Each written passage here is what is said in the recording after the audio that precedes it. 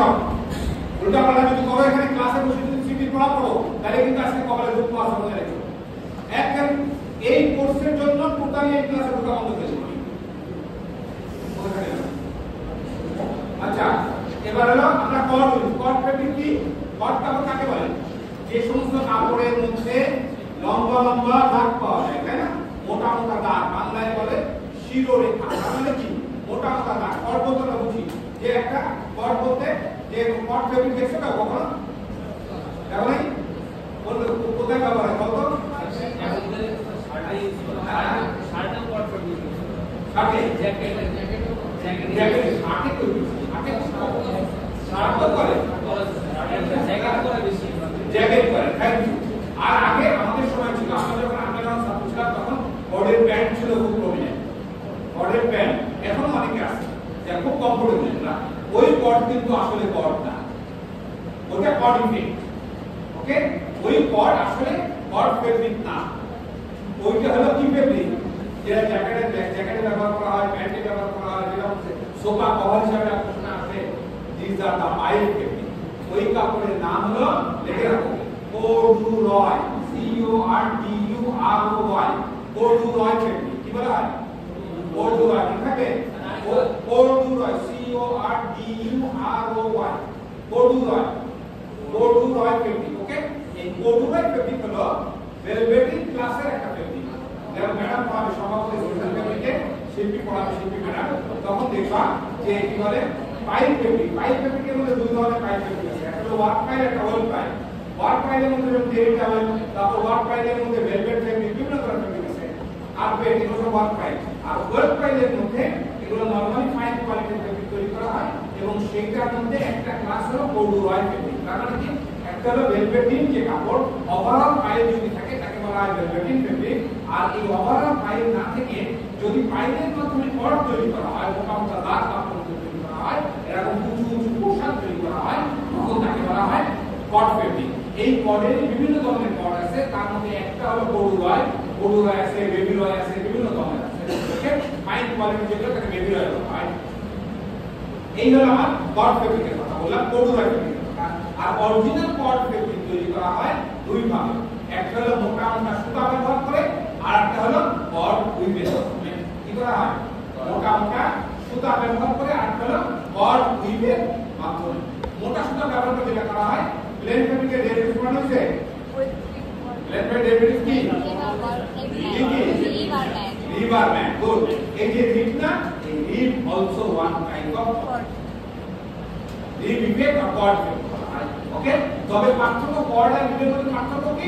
রিবের মধ্যে সুতাগুলো গ্রুপে গ্রুপে থাকে এবং তারা ফ্ল্যাট অবস্থায় থাকে, আর কর্ডের মধ্যে সুতাগুলো একটু প্রমিনেন্ট, উঁচু হয়, উঁচু উঁচু থাকে। ওকে, যেমন তুমি চিন্তা করো, কল্পনা করো, মনে করো একটা টু প্লাই, একটা মোটা সুতা আমি দিয়ে দিলাম, যে মনে করো সাপোজ যে কাগজ কাগজ বাইন্ডিং এর জন্য একটা আছে না, গোলাপ লাল লাল আর সাদা সুতা মিলে একটা মোটা সুতা, এরকম একটা সুতা দিলাম। আর মনে করো 20 কাউন্টে একটা সুতা দিলাম, এরকম 20 কাউন্টে কিন্তু কোয়ালিটি দিলাম দিলাম।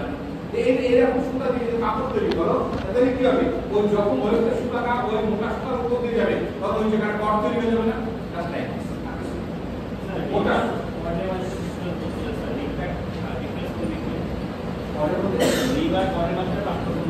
হ্যাঁ, বলছি রিব আর কর্ডের মধ্যে বেসিক পার্থক্য হলো রিবের মধ্যে সুতাগুলো ফ্ল্যাট অবস্থায় থাকে, আর কর্ডের মধ্যে সুতাগুলো কমিয়ে একটু প্রজেক্টেড থাকে। এই হলো পার্থক্য। ওকে, এই রিব হলো নরমালি দুই ধরনের রিব, একটা ওয়ার্ক রিব, একটা ওয়েভ রিব। আমরা জানি ওয়ার্ক রিবের মধ্যে ওয়েভ সুতা বান্ডেল অবস্থায় থাকে, ওয়েভ রিবের মধ্যে ওয়ার্ক সুতা বান্ডেল অবস্থায় থাকে, তাই না? এগুলো তো পড়ছো এগুলা। যাই হোক, ওই রকম ভাবে আমরা মোটা সুতা ব্যবহার করে আমরা তৈরি করতে পারি। আর হলো উইভের মাধ্যমে। উইভ জিনিস হলো কি? এই দুই ধরনের মধ্যে, একটা হলো বেডফোর্ড কর্ড, আর একটা হলো পিকিং ফেব্রিক। ওকে, এই দুইটা উইভ, একটা হলো বেডফোর্ড কর্ড, আর একটা হলো পিকিং ফেব্রিক। এই দুইটার মাধ্যমে আমরা সাধারণত কি করি? কর্ড তৈরি করি। এই চ্যাপ্টারের মধ্যে আমরা এই দুইটা নিয়ে আলোচনা করব, বেডফোর্ড কর্ড এবং পিকিং। ওকে, এখন হলো বেডফোর্ড কর্ড। বেডফোর্ড কর্ডের মধ্যে দেখো, বেডফোর্ড কর্ডে বিভিন্ন ধরনের ক্লাসিফিকেশন আছে। আবার ক্লাসিফিকেশন আগে দেখা, এই যে টাইপস অফ বেডফোর্ড কর্ড। 5 ধরনের বেডফোর্ড কর্ড আছে। একটা হলো প্লেন বেডফোর্ড কর্ড, 2 নম্বর হলো ওয়ার্ডেড বেডফোর্ড কর্ড, 3 নম্বর হলো প্লেবল বেডফোর্ড কর্ড, 4 হলো Bedford cord arrange with alternate leaves, আর টুইন ফেস বেডফোর্ড কর্ড। এই যে 5টা বেডফোর্ড কর্ড, এই 5টা বেডফোর্ড কর্ডের মধ্যে আমরা তোমাদের সাথে আলোচনা করব মাত্র দুইটা, একটা হলো প্লেন ফেজ ভেক্টর কর্ড আর ওয়ার্ডেড ভেক্টর কর্ড, যেটা এটা অলসো প্লেন ফেজ। ওকে, তাহলে মেইনলি আমরা প্লেন ফেজ ভেক্টর কর্ডটা মেইনলি আলোচনা করব। বুঝা গেল? আচ্ছা, তাহলে এই বারো এখানে যে ফিচার আলোচনা করা আছে এটা প্লেন ফেজ ভেক্টর কর্ডের মেইন ফিচারগুলো আমি আলোচনা তুলে ধরছি। এই দেখো কর্ড পাবো, বোঝা যায় কর্ড পাবো, এই দেখো মা কাপড়ের মধ্যে আমরা দাগ দিছো, এর ফেস সাইড এর ব্যাক সাইড। ওকে, আর এই এরা আরো বেশি একটু কমেন্ট ফেলে ওয়ার্ডেড ভেক্টর কর্ড এগুলো আরো বেশি একটু প্রজেক্টেড আলোচনা করব। ক্লিয়ার সবাই? বুঝা গেছে কাপড় যেটা গেছে? আচ্ছা, এবার তাহলে দেখো কোথায় বলছি কি vector cord class of P produce longitudinal work line. তাহলে এই যে দুইটা কর্ড বললাম, একটা ভেক্টর কর্ড আর পিপি, এইটা দুইটার মধ্যে বেসিক পার্থক্য হলো ভেক্টর কর্ডের মধ্যে কর্ডগুলো তৈরি হয় ভার্টিক্যালি আর পিপির মধ্যে কর্ডগুলো তৈরি হয় হরাইজন্টালি। ওকে, বলে আসবো আমরা কি। তাহলে এখানে কি বলতেছে কি produce longitudinal work line in the cloth with fine sunken line between the cord. তার মানে কি তারপরে মাঝে যে লম্বা লম্বা কি তৈরি হবে, কর্ড তৈরি হবে ভার্টিক্যালি, এবং দুই কর্ডের মাঝখানে যে চিকন একটা লাইন আছে না, ওই চিকন লাইনটার নাম হলো সানকেন লাইন। এটা প্লেন ফেজের মাধ্যমে করা।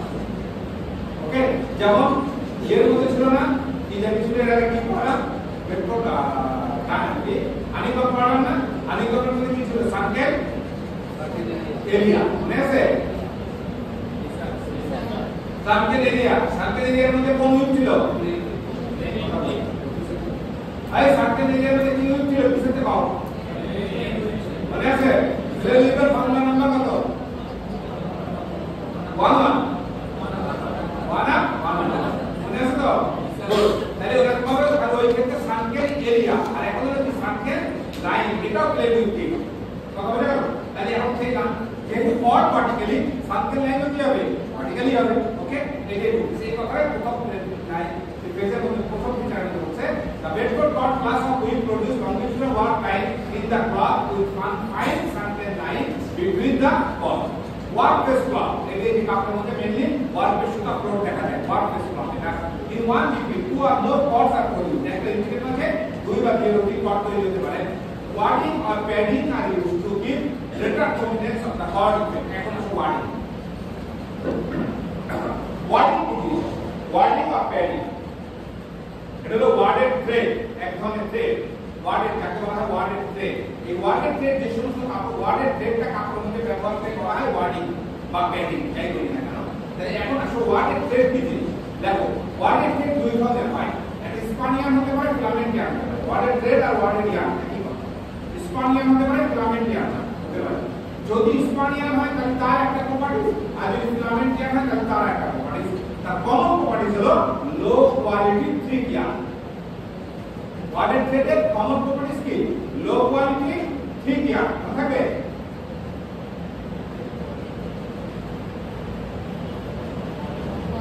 কথা বলতে আমি ক্লাসে এসে কোনো ইয়ে বলে হচ্ছে না, তোমাদের আসলে তোমরা কনসেন্ট্রেট না ক্লাসে, যেমন যেন মনে হতো এই জন্য কি ক্লাস আগাইতে চাইছিলাম আর সিটি পরীক্ষার জন্য।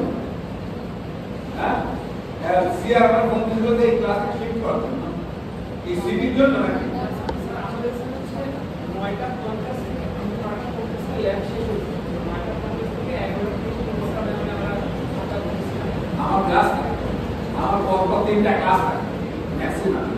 ওকে, ঠিক আছে। এখন শুনো, তাহলে কি দাও একটু আমার সাথে শেয়ার করো, কারণ এটা কিন্তু বোঝা যাবে না এগুলা মনে মাথার মধ্যে না ঢুকাইলে বই পড়ে বোঝা কিন্তু একটু কঠিন আছে। তার বইয়ের মধ্যে বিক্ষিপ্ত ভাবে ছড়ানো আছে দেখা।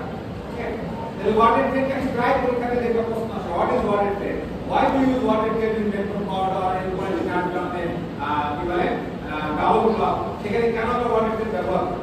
একটা কারটা মধ্যে ঢুকাই দিলাম। বাবা প্রশ্ন দিছি ওয়ার্ডেড থ্রেড কেন ডাবল ক্লকে ব্যবহার করা হয়? ওদের লিখে দিয়েছি যে কোভিলেন্সিটা কর্ড কি কোভিলেন্সিটা কর্ড और पेपर पर की कॉर्ड पे कॉर्ड पर नीचे বানাবে এর মধ্যে বানালে এটা তো সমস্যা। দুই ক্ষেত্রে একই সুতা, এটা এক পাতানে ব্যবহার হবে, ওখানে ওয়ার্ডের চার পাতানে ব্যবহার হবে। সুতরাং এগুলো না বুঝতে পারলে তো কাজ টাকা লাগবে। ওয়ার্ডের থ্রেড কাকে বলে? ওয়ার্ডের থ্রেড হলো কমন ফিচার হলো লো কোয়ালিটি কি লো কোয়ালিটি থিক ইয়ার্ন মোটা সুতা। লো কোয়ালিটি হবে, এটা কোন ফাইনাল সুতা মানে গুড কোয়ালিটি সুতা না, এই ভেক্টর এই ওয়ার্ডের থ্রেডটা কখনোই কাপড়ের মধ্য থেকে বাইরে দেখা যায় না। তার মানে কি ফেস বা ব্যাক কোন সাইড থেকে ওয়ার্ডের থ্রেডে বা ভিজিবল না, এই সবটা হিডেন থাকে। যেমন বালিশের মধ্যে যার দুই দিকে কখনো ইয়ে থাকে না, কাপড় থাকে না, তুলাগুলো ভিতরে থাকে, কারণ ওয়ার্ডের থ্রেডটা এরকম ভাবে ফেস এবং ব্যাকের মাঝখানে দেখা হতো। ওকে, তাহলে কি হলো লো কোয়ালিটি থিক ইয়ার্ন, এটা হলো তার কমন ফিচার। যদি স্পানিয়ান হয় তাহলে লো টুইস্টেড, মানে লো টুইস্টেড কেন হবে? তাহলে লো টুইস্টেড হলে সুতরাং ফ্লাফি হবে, সুতরাং কি হবে? ফ্লাফি হবে, এটা হলো লো টুইস্টেড। তাহলে স্পানিয়ান যদি হয় তাহলে low quality low twisted thick yarn. আর যদি ফিলামেন্ট ইয়ার্ন হয় তাহলে সেই ক্ষেত্রে হবে হলো মাল্টি ফিলামেন্ট টেক্সচার ইয়ার্ন। কি হবে? Multi filament texture yarn. Okay, তাহলে ফিলামেন্ট ইয়ার্ন হলে কি হবে? Multi low quality multi filament texture yarn এবং থিক ইয়ার্ন। ওকে, মনে রাখতে হবে টেক্সচার ইয়ার্ন কারা করে? টেক্সচারাইজেশন হয়েছে কি টেক্সচার কি কও টেক্সচার ইয়ার্ন কারা করে? হ্যাঁ, বৈশিষ্ট্য কি টেক্সচার ইয়ার্নে? কাপড়ে পেন্সিল ঢুকানো স্যার, কি কাপড়ে স্যার পেন্সিল ঢুকানো গ্লসি করে কাপড় গ্লোসি করে সারিয়া গ্লোসি করে, হ্যাঁ আলকিনেস বানা গ্লোসি করে, অ্যাপিয়ারেন্স ইমপ্রুভ করে স্যার। কিন্তু সেটা তো অ্যাপিয়ারেন্স ইমপ্রুভ করবে কি আমরা অ্যাপিয়ারেন্স কই ব্যাপারে কত দেখি স্পেশাল রিফ্লেক্টিভ গ্লাস, কি রিফ্লেক্টিভ গ্লাস প্রিন্সিপাল থেকে শুধু প্রিন্সিপাল থেকে তো আমাদের ইউনিভার্সিটিতে আছে টেক্সচার মেশিন আছে, এটা জানা না তোমার ইউনিভার্সিটি কি আছে না?